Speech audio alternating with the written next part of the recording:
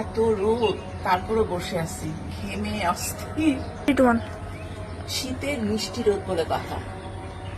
ছোটবেলায় দেখতাম যে শীতকালে আম্মু আমরা সবাই ছাদের মধ্যে পাটি বিছিয়ে বসে থাকতাম, বড়ই খেতাম। এখন তো বড়ই নাই।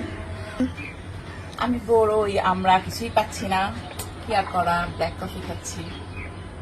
আচ্ছা, ঘুম থেকে উঠে একবার ব্ল্যাক কফি খেলাম। অবশ্য আমি মানে গরম পানিতে অল্প কফি মিশাই।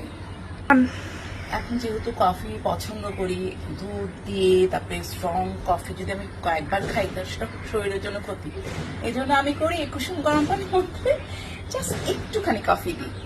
2-3 কাপ খেলেও সমস্যা হয় না। রায়ন আমার জন্য কফি বানায়। ও তো এত ভালো ব্ল্যাক কফি বানাতে পারে। ও বুঝে যে মা কয়েক কাপ ব্ল্যাক কফি খায়, একটু করে কফি মিশায় গরম পানির মধ্যে।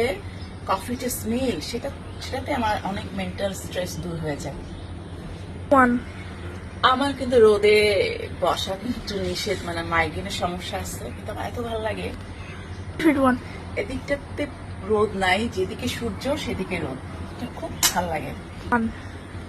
আজকে সকাল থেকে রান বলতেছে শুক্রবার আমাকে একটু বেড়াতে নিয়ে যাও না, ও বালিয়ারকে যেতে চাচ্ছে। কিন্তু প্রতিদিন দেখতেছি বালিয়ারকেটে মানে এক একজন বালিয়ারকেটে দেখতেছি কি এক একজন মিডিয়া পার্সোনালিটি যাচ্ছে।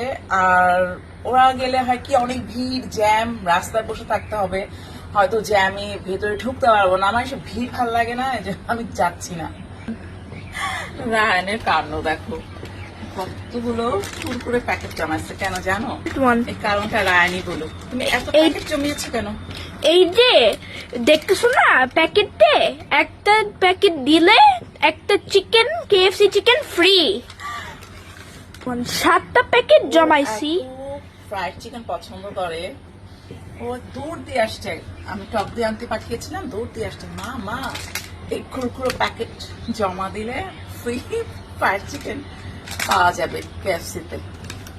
আগের ইয়ারেও ছিল, আগের বছরেও মানে আমরা কেএফসিতে গিয়েছিলাম, অর্ডার করতে হয়, অর্ডারের পরে মনে হয় প্যাকেট জমা দিলে আবার একটা ফ্রি চিকেন পাওয়া যায়।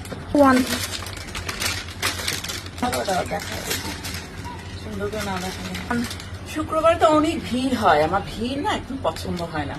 কিন্তু আমার বেবিটা এতগুলো প্যাকেট জমাচ্ছে, আমার তো মন খারাপ, মনে হয় না আজকে কেএফসি নিয়ে যেতে পারবো। অনেক ভিড় হয়, অনেক ভিড় হয়, বসতে পারি না, খুব অবস্থা খারাপ হয়ে যায়। কিন্তু আমি আজকে না হলেও নিয়ে যাবো, নিতে আমাকে হবেই। এতগুলো প্যাকেট জমাইছে।